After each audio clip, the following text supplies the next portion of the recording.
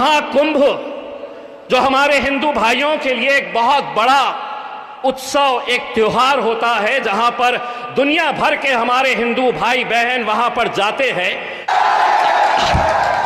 तो उत्तर प्रदेश के मुख्यमंत्री साहब ने अभी कुछ दिन पहले एक बयान दिया था कि महाकुंभ जो हमारे हिंदू भाइयों के लिए एक बहुत बड़ा उत्सव, एक त्योहार होता है, जहां पर दुनिया भर के हमारे हिंदू भाई बहन वहां पर जाते हैं। उन्होंने एक बयान दिया था कि वहां पर मुसलमानों ने आना नहीं चाहिए, कुंभ मेले के अंदर आना नहीं चाहिए। बड़े अफसोस के साथ ये कहना पड़ रहा है। हम श्रद्धांजलि देते हैं, हम तमाम वो ऐसे हमारे हिंदू भाई और बहन जिनकी मौत हुई है वहां पर कुंभ मेले के अंदर, जो मर गए हैं वहां पर सिर्फ बद इंतजामी की वजह से, बेकसूर लोग मर गए हैं। जानते हैं हमारे मुल्क की तहजीब, हमारी मुल्क की संस्कृति क्या है? जब ये लोग अपने कुंभ मेले से वापस अपने अपने घरों की तरफ जा रहे हैं, तो आज यही मुसलमान जिनको कहा गया था कि तुम कुंभ मेले में नहीं आना चाहिए, वही मुसलमानों ने मस्जिदें खोल दी है, मदरसे खोल दिए हैं। खाने का इंतजाम, पीने का इंतजाम, उन्हें आराम करवाने का, यह हमारी तहजीब है। इसीलिए इस राजनीति ने, इस घटिया राजनीति के अंदर आज समाजों के बीच में दरारें पैदा करने का जो काम किया है, उसका सबसे बड़ा अगर कोई जिम्मेदार है तो वो भारतीय जनता पार्टी है। सही कहा है ताहिर भाई ने, आप ताहिर भाई को जिता कर लेकर आओ, हिंदुस्तान के अंदर हम भारतीय जनता पार्टी को बाबा जी का ठुल्लू दिखाते घूमेंगे, पूरे हिंदुस्तान में दिखाएंगे। आज सिर्फ पूरा मुल्क ही नहीं, मुल्क के बाहर जितने लोग हैं वो आज मुस्तफाबाद और ओखला के ऊपर नजर लगाए हुए हैं। वो देखना चाह रहे हैं कि सही मानों में इनकी गैरत जिंदा है, तुम्हारी गैरत जिंदा है या मर चुकी है। तुम्हारे सीने में दिल है जो एक इंसान को तड़पते हुए, उसके परिवार को तड़पते हुए देखने के बावजूद भी बटे हुए हैं, कटे हुए हैं, अलग अलग महफिलों में जाकर बैठे हुए हैं। सवाल करते हैं हमसे ये मीडिया वाले, दो क्यों लड़े? दो से क्या हो जाएगा? दो जीत के भी आ गए तो क्या हो जाएगा? अरे तुम दो की बात करते हैं, लोकसभा के अंदर तो मेरा शेर अकेले वहां पर जाकर बैठता है। 550 एक तरफ,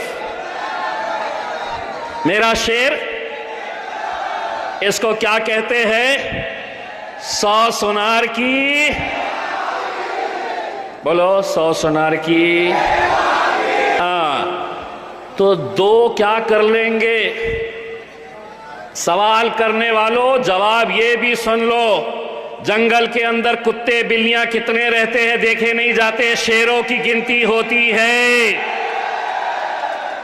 तो मेरा भाई, मैं आप लोगों से ये अदबन गुजारिश करने के लिए आया, मेरी माएं और बहनें जो आज घरों से सुन रही है हमें, ये इलेक्शन हमारे वजूद का है, हमारे मुस्तकबिल का है, हमारी पहचान का है, हमारी शिनाख्त का है।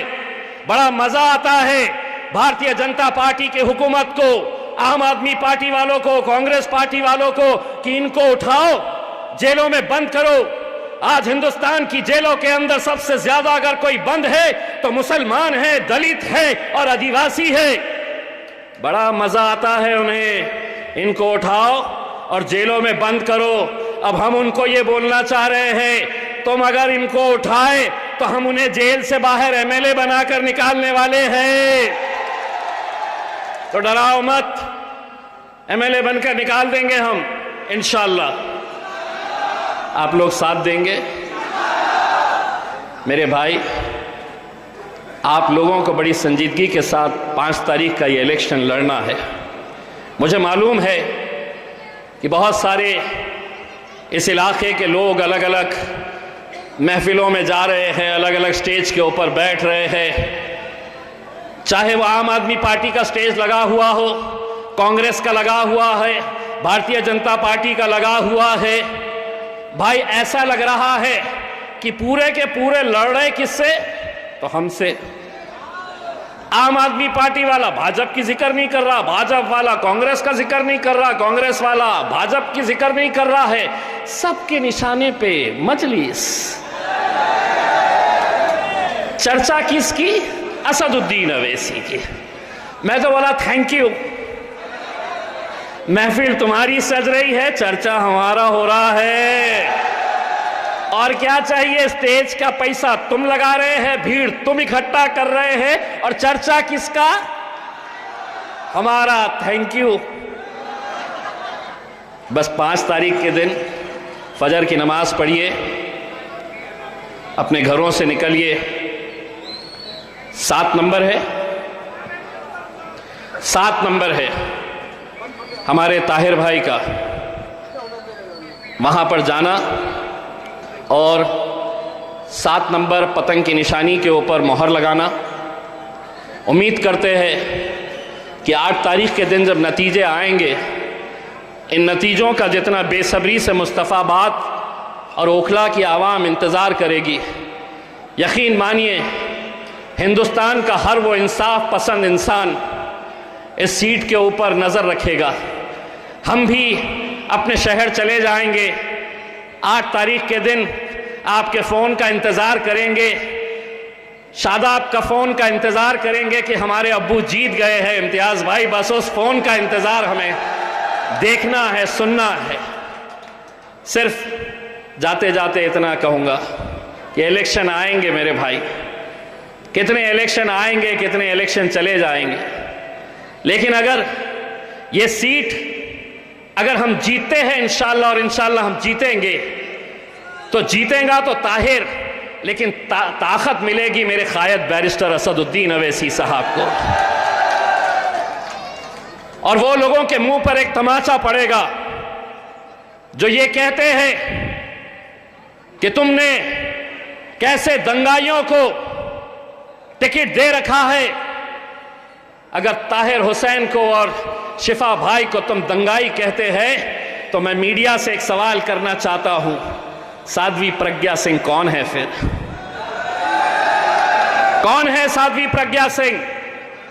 कैसे आरोप लगे हैं, कैसे अरविंद केजरीवाल को शराब बेचने के ऊपर, शराब की पॉलिसी बनाने के ऊपर जमानत मिल सकती है, मनीष सिसोदिया जेल से बाहर निकल सकता है, बाकी सभी लोगों को इंसाफ मिल सकता है। इंसाफ अगर किसी को नहीं मिल रहा है तो हमें नहीं मिल रहा है। क्या कानून अलग अलग है? नहीं है कानून। इस मुल्क के अंदर कानून जो इम्तियाज जलील के लिए है, वही कानून योगी आदित्यनाथ के लिए है, वही कानून नरेंद्र मोदी के लिए है, वही कानून अरविंद केजरीवाल के लिए है। हम सब के लिए अगर कानून अगर एक जैसा है, तो फिर ऐसा भेदभाव क्यों? तुम समझते हैं कि इन्हें परेशान करते रहो, ये परेशान आपको बार बार करते रहेंगे। यूसीसी का कानून लेकर आए हैं, वक्फ की जमीनें खींचेंगे, आपको बार बार ये कहा जाएगा कि ये मुल्क अब हमारा है, अब हम इसे हमारा राष्ट्र बना रहे हैं। मैं मुस्तफाबाद की आवाम की तरफ से भारतीय जनता पार्टी के तमाम बड़े नेता नरेंद्र मोदी साहब, अमित शाह साहब, कान खोल कर ये अच्छी तरीके से सुन ले, सभी का खून शामिल है इस मिट्टी में। ये मुल्क तुम्हारे वहां तक पहुंचाना है, ये मुल्क तुम्हारे। हाँ, मीडिया वाले देखो कैसे जल्दी पलटा दिए हैं। आज बजट का दिन था, करोड़ों रुपए की घोषणाएं की गई। ताहिर भाई ने बताया कि मुस्तफाबाद के स्कूलों की हालत क्या है। मोहतरमा निर्मला सीतारमण जी, दिल्ली बहुत दूर नहीं है, ई रिक्शा में बैठ के आइए इन गलियों के अंदर, टमटम में बैठ के आइए और यहाँ के स्कूलों की हालत देखिए आप, तो हकीकत क्या है आपको समझ में आएगी। आप बड़े बड़े बातें करके, बड़ी बड़ी घोषणाएं करके चले जाते हैं। आज हमने जब मुस्तफ़ाबाद के मसलों के बारे में हमने पूछा कि यहाँ के मसले क्या है, तो आप लोगों को भी शर्म आनी चाहिए इस बात के लिए। हमें शर्म आई है। एक एक नौजवान, एक एक बुजुर्ग, एक एक मेरी माँ और बहनों को ये गौर से सोचना चाहिए कि 76 साल हो गए हैं, आज भी हमारे मुद्दे क्या है। तो अच्छी सड़कें चाहिए, कचरा नहीं दिखना चाहिए, हमें पानी साफ सुथरा चाहिए, अच्छा स्कूल चाहिए। यही मुद्दों को लेकर हर 5 साल के बाद हम इलेक्शन लड़ते रह रहे हैं। वही आएंगे, दोबारा आएंगे, तुमको मनाएंगे, समझाएंगे कि अब हम ये करने वाले हैं। अगर ऐसी सड़कों की हालत है तो कहीं ना कहीं तुम भी उसके जिम्मेदार हो। इसलिए जिम्मेदार हो कि इलेक्शन वक्त में तुम बढ़ जाते हो, तुम बिखर जाते हो। अरे एक बार एक ताकत बनकर देखो तो सही, एक आवाज लगाओ तो सही। तुम्हें बहकाया अगर जाएगा कि ये मुमकिन नहीं है यहां से मजलिस का जीतना, तो ये इम्तियाज जलील को देखो, 20 साल के शिवसेना वाले को उखाड़ कर फेंका था और अल्हम्दुलिल्लाह मजलिस का झंडा लहराया था। वहां की आवाम अगर कर सकती है तो ये आवाम भी, ये नौजवान भी, ये मेरी माएँ और बहनें भी कर सकती है। इलेक्शन सिर्फ वोटों से नहीं होता है।